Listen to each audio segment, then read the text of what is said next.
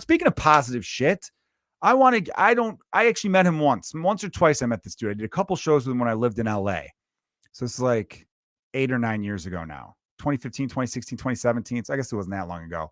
No, it was at least 6 or 7 years ago. What the fuck? It's 2023. Jesus Christ. So anyway, comedian Matt Rife just announced a mega tour, had a special come out a couple months ago, maybe a couple weeks ago. Guy's blowing up everywhere, millions and millions and millions of views on every platform, and guy's killing it. So shout out to that dude. Respect to that dude. I'm bringing this up because I went on social media today and so many comedians were talking about Matt Rife because I guess he announced his tour today and he was shirtless in the tour poster and the dude's cut, ripped, strong guy. And I don't know if he's strong. Some dudes are just cut like that, but like he looks strong. He clearly works out is the point. And I saw a lot of hate towards this dude. Now, again, I don't think Matt Rife would ever remember meeting me. I only remember meeting him because he blew up. And at the time, he was like fucking 20, 21 years old. And we were doing a show. This comic Jay Davis had a show at the Parlor in LA and Hollywood. And it was a fun show. It was a Monday night show. Got a really good crowd, a lot of models there. And he's a pretty boy. So I remember seeing him and he was hanging with Dane Cook and I think Eric Griffin. I want to say those guys are friends. And yeah, so we did a show or two together and maybe it was like, hey, how are you? What's up? Like not any real conversation though, but I do want to give respect because, and I believe that you should support, especially if they're in your own field.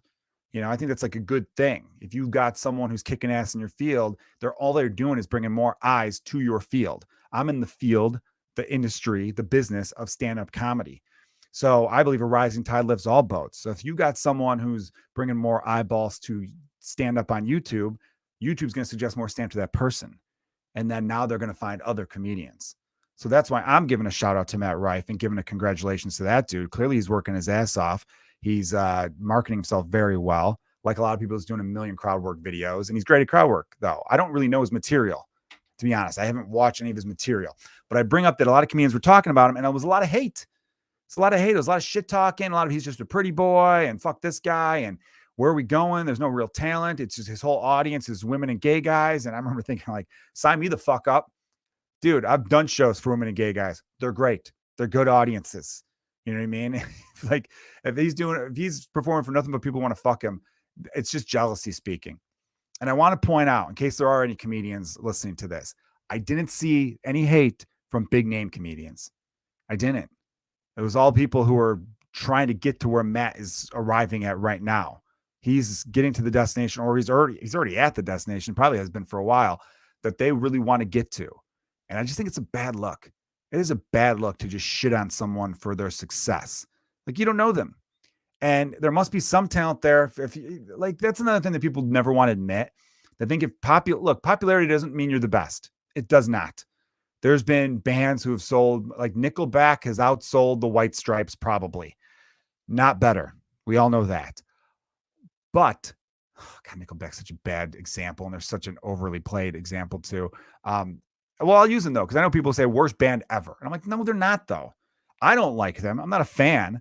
I think they have one song I kind of like, but because it reminds me of Spider-Man. It's in the Spider-Man soundtrack. But they are not the worst band ever. There are way worse bands. So if you do reach the level of having millions of followers and selling millions of dollars worth of tickets, there's probably something there. And I think people are too quick to say that something that they don't like automatically sucks. Just say it's not for me. That's what I'm a big fan of. There's this series that had a bunch of musicians on. I think Vice Music was doing something. It's on HBO. I remember seeing it. Liam Gallagher, you know who he is, most of you, I'm sure. He was the lead singer of Oasis. He's got a great solo career going right now. They were doing a thing where they would have him listen to music. He's sitting there like in a big comfy chair with headphones on. And they'd be like, all right, here, listen to this song. And he would listen to it. And someone would be like, I like it. Yeah, it's cool. It's cool. And then other ones, if he didn't like it, he'd be like, not for me.